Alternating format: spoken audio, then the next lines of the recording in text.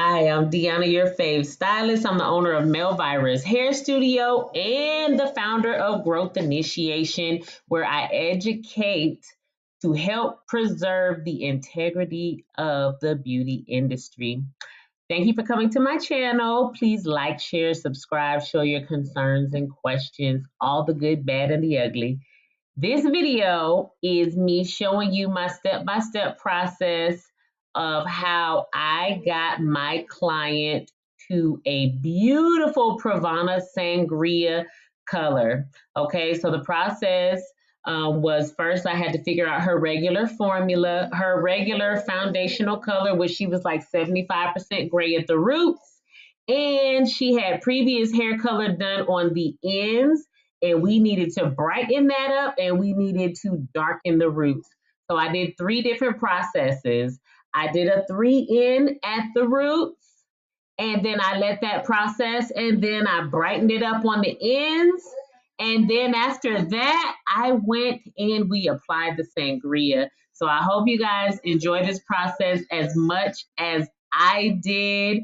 It actually threw my entire day off. I should have started really early on this client. I ended up pushing. I thought it was only going to take 4 hours, and it ended up taking 5.5 hours, which completely screwed up my schedule for the rest of the day.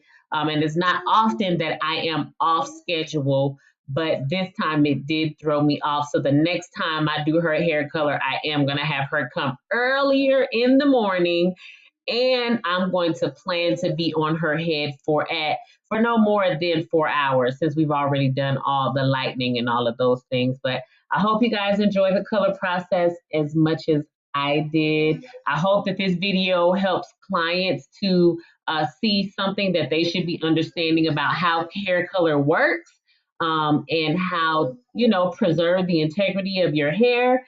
I hope you see some things that help you to choose a good hairstylist for you by asking the right questions. And I hope that this process helps hairstylists, because when we share information, we learn from each other. Because color theory can be tough. So I'm really proud of this color, and I'm happy to share with you guys. So let's get it. So we did our consultation a week in advance, and I purchased the hair color and formulated the formula. We are ready to go.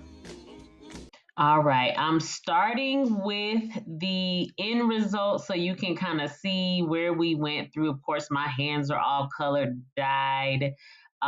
The only thing I think I would change is the way it looks in some parts, like it has a line of demarcation, kind of like it's new growth or something, but that was also kind of the look I was going for. I think in the future, I might take the strands of red a little further down into the roots, kind of doing like a strip effect or highlight effect. 75% gray at the roots and about a 4N on the ends is what we started with. The goal was to finish this color surface in at least 4 hours. That did not happen. It ended up actually taking about 5.5 hours, which is why the day got thrown off a little bit. And so in between each process, I had to blow her hair back out for proper saturation of the product. No, you stop. My baby's in here. For proper saturation of the product, you'll find that you need to do that whenever you are coloring natural, highly textured hair. You want it to be blown out. It doesn't have to be super straight, but you do want it to be blown out so it can be saturated. You can see what you're working with. And it just makes it easier to move faster, especially when you're working with lightener. If you look, you'll see that I took a piece of aluminum foil and I placed it under the first section of hair. I then painted the lightener onto the foil, so as to as so to make the hair kind of adhere to the foil so it would protect her neck from the lightener.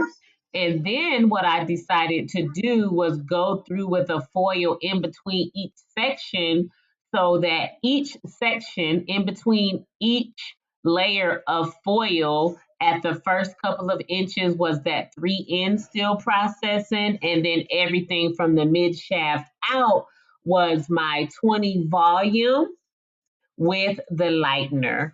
Okay, I did 20 volume with lightener in the back. And when I got to my top two quadrants in the top part of the head, I boosted up the volume to 30 because I knew it was going to move fast and I didn't want a situation to where the back needed to be rinsed out before the front needed to be rinsed out. And then I have two-toned lightener, so in order to get everything to lighten evenly and at the same time for rinsing purposes and processing time, I did boost up the volume to a matter of fact, I think I did a 40 volume up to the front. And because I put it on so quick, by the time the 40 was done, it was matching exactly with that 20 volume in the back, baby. Yes, I love it. I love it. This is what it all lifted to. As you see, the 3N processed at the roots and everything processed properly. We got to about a level 6 and we got some 7, 8 hot spots in there, but they're going to blend just well. This is what she asked for. Okay, this is what she was looking for. And this is what she got. By the looks of it, I worked really hard and I even dyed my G-Shock watch and my hands.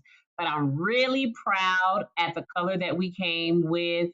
I was really happy that she was open to whatever process I wanted to do. And I think that this was a successful 3 process color done at Melvira's Hair Studio. Okay, so I really enjoyed doing that hair color. It was a new challenge for me, and I think that's the most processes that I've done on one head in a long time.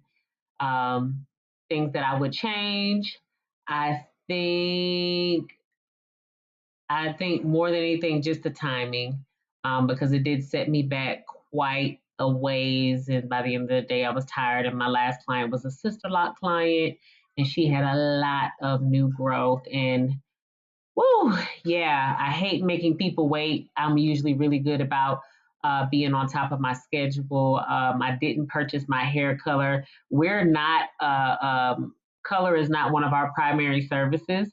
So we don't just stay stocked up on hair color because it goes bad, right? And so we don't want to be purchasing hair color for it to go bad. But I should have at least purchased that hair color a day ahead of time, and I could have met her there a little earlier at the salon.